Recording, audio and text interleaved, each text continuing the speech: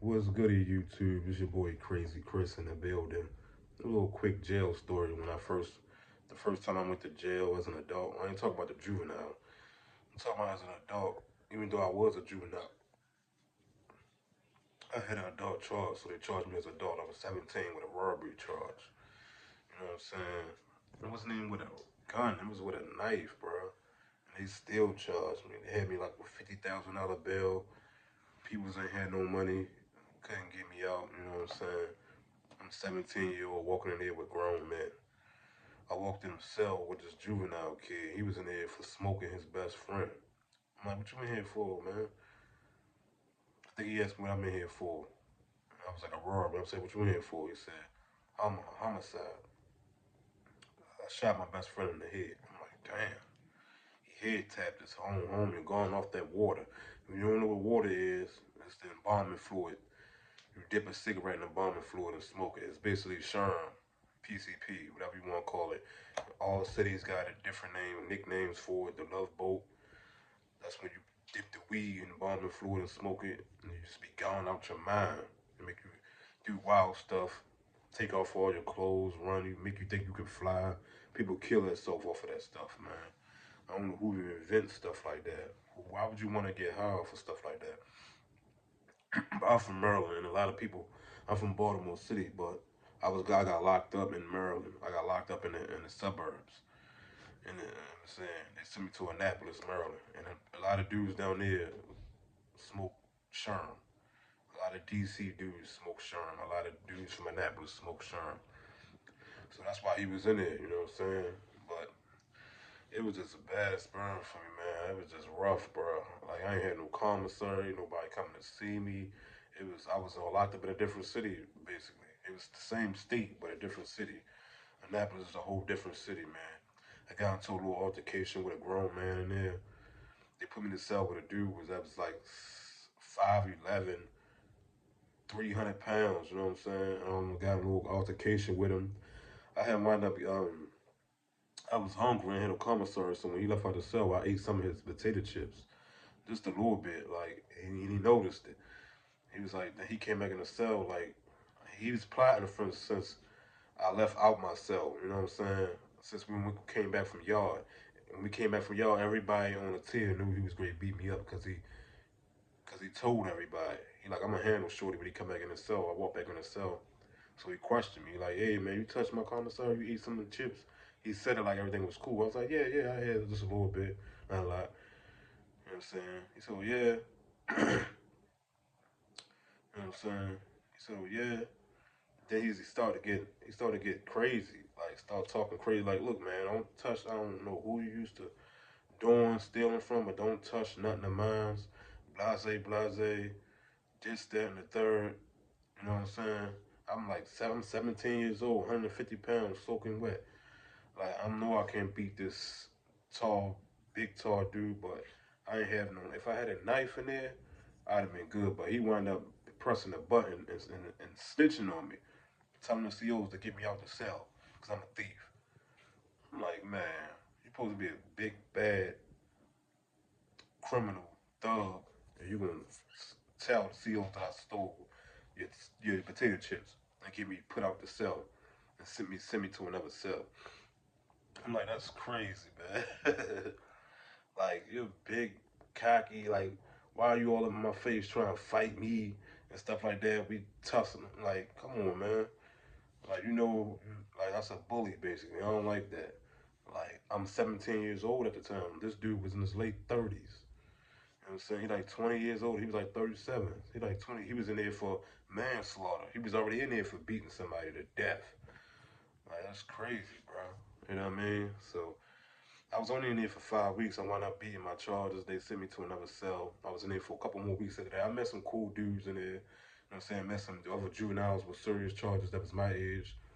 I met them in there. A cool little young kid came in my cell. You know what I'm saying? This was 20 years ago. This was 2003. You know what I mean? We was talking, we'd play cards and stuff like that. And I wound up beating my charge. When they called me for release, man, that was like the best day. I was so happy. It was like Christopher Thompson straight court release. It's the best feeling when you don't know you great get released. I didn't even know I was Yeah, I beat my charge. I didn't even know. My lawyer was a good lawyer. He went to court without me. I didn't even know that I had a court date. And they wound up letting me go. I ain't have no money to get home. This lady had gave me some money to get home and stuff. I had to catch the bus. Man, I was young, man. That was a wild times, man. I was a juvenile, charged as an adult.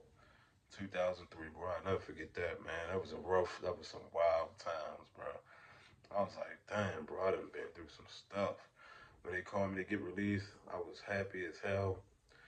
Other people was getting released. We know when everybody getting released from jail, everybody happy, everybody calling their peoples to come pick them up. I ain't had nobody to call to come get me, none of that. Cause when nobody coming over out Annapolis, Maryland, to come get me. Like my mother don't drive. She wasn't driving at the time. My mother ain't never drive. Some people just don't be driving. You know what I'm saying? Like I said, this was 2003. Like, you know what I mean? We ain't had cell phones like that back then. You know what I mean?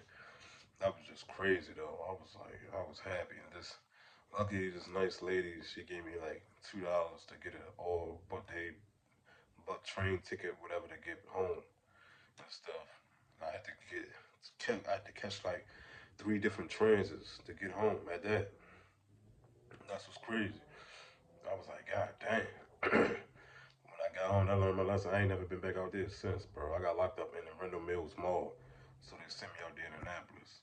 But I never been back out in Annapolis. I've been out in Annapolis after that, like at the mall and stuff like that, shopping. But I never been in trouble back out in that jail. I was one and done.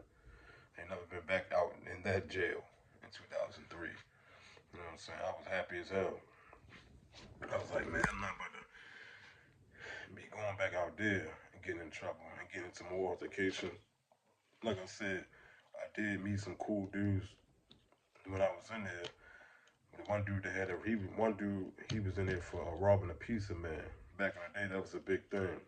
You'll call a pizza man to the hood. He'll come, pizza, pizza man. They ain't have no cards on them back then. They all carried cash. So my man robbed the pizza man.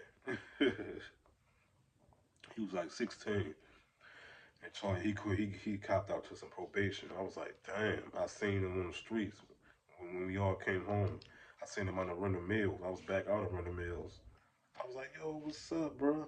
What's happening? He was like, he was happy as hell. He was like, yo, what's up? When you beat them charges, bop, bop, bop, vet, vet. You know what I'm saying? We exchanged numbers and stuff. We got cool. We was going out after that and all that, bro. I ain't seen him in a while, though. I don't know where he at now. I ain't seen him in a few years, but like I said, this was 21 years ago, but we was still seeing each other periodically throughout the years. You know what I'm saying? That was crazy. And the one dude, the first dude I said that I walked in and he had a murder charge. I heard he wound up beating that charge as well, but I never see him no more ever. That was the last time I saw him, but I heard he wound up beating that because I knew some other people that knew him. So he beat that. I was like, oh wow, that's what's up. You know what I'm saying? Like that was crazy, bro. I would like to see them dudes now, bro. Like I met some cool dudes in prison and in jail back in 2004 as well. I met some slick young dudes, bro. All of them probably like my age now, though. So all of them should be my age or pushing 40, just like me. You know what I'm saying? But I did meet some cool dudes, though. They was cool as hell. You know what I mean? But I vowed to never let myself be in those situations like that no more. It's not cool. I love my freedom too much. I mean, going to jail ain't cool. Your homeboys will try and mess with your girl. Ain't gonna send you no money. Ain't gonna holler at you. Ain't gonna answer the phone for you. I'm trying to tell you, bro. I'm telling y'all. If y'all think it's a game, get yourself in some trouble and see how many people gonna be there for you. Only your mama probably, and probably like a couple family, half of your family ain't gonna be there for you. Probably a couple of your family members will be there, and that's it. You know what I mean? You can be like, damn man, you call me home, anybody answering? I done been through it. I know it. I was messing with a chick. I got locked up. She ain't want to mess with me no more. You know what I mean? Want to answer the phone, none of that. And I was taking care of her when we was on the streets. That's why I was like, yeah, let me stay out of this, bro. That's not a good feeling when you're doing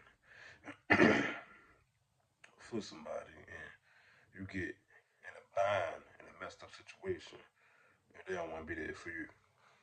Like that's all the way crazy, bro. Yeah, but this was just a little quick little jail story, you know what I'm saying? It's your boy Crazy Chris. Y'all like, comment, share, subscribe. I'm out.